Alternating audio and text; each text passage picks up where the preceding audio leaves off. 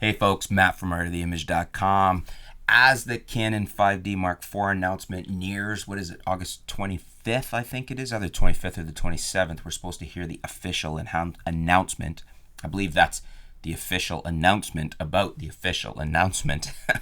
Anyways, a lot of people are excited. I'm excited. I think this is going to be perhaps one of the most interesting cameras, one of the most in-demand cameras on the market. It's going to be pretty amazing. It's going to tick most people's required boxes, and I think it may stop bleeding off to Sony from the Canon camp, who want 4K and various other things, and then the camera's going to have something that nobody else has in a full frame with 4K, and that's Canon's wonderful dual pixel AF, and it's going to have the newest, latest, and greatest iteration of that. So it's of a lot of interest to a lot of people, including myself.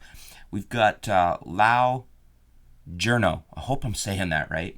His comment was very interesting because I'd forgotten all about this feature that Canon already has but hasn't used in a while on a camera. Actually hasn't ever used in digital, to my knowledge.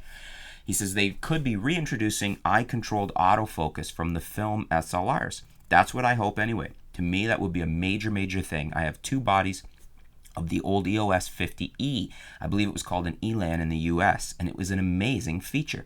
No fiddling with manual selection of focus points. The camera simply focused where you were looking in the viewfinder. But for reasons I can only guess at, it never really caught on. My guess is it might have been because few people bothered to read manuals back in the 90s, so they are probably didn't even know that you were supposed to calibrate it to your eye to make it work. And there was no internet to tell them at the time. The calibration was easy and quick to do, and you only had to do it once, but if you didn't do it, it wouldn't work very well. If I'm right, I have one big wish, that I win enough money to buy the camera. Well, that's an awesome feature that I hadn't even thought of, and thank you very much for writing in with that, because I remember that in those cameras, and I remember anybody that owned those cameras that, like yourself, took the time to calibrate it and got it to work. I never heard anybody complain about it unless they hadn't, like you said, read the manual and calibrated it properly. When it worked, it was fantastic. And that basically means when you took the time to follow the manual, like my granddad used to say, when all else fails, read the directions. So with those cameras calibrated to your eye, that eye-controlled autofocus, I think, was actually, like you said, the right terminology, was great. In other words, you hold the camera to your eye, you didn't have to fiddle with selection points. It would just track where your eye was looking, and it did it well.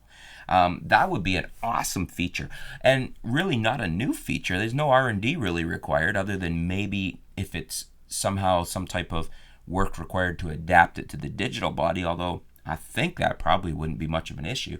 This is something Canon already has. They just haven't used it in a while.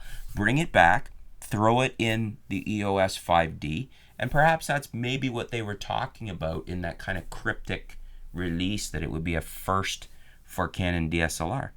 So, because it would be. It wasn't a first for an SLR, but it would be a first in a DSLR. And if that's the case, wow, I'm really wanting this 5D Mark IV. What do you guys think? Is the eye-controlled autofocus of interest to you?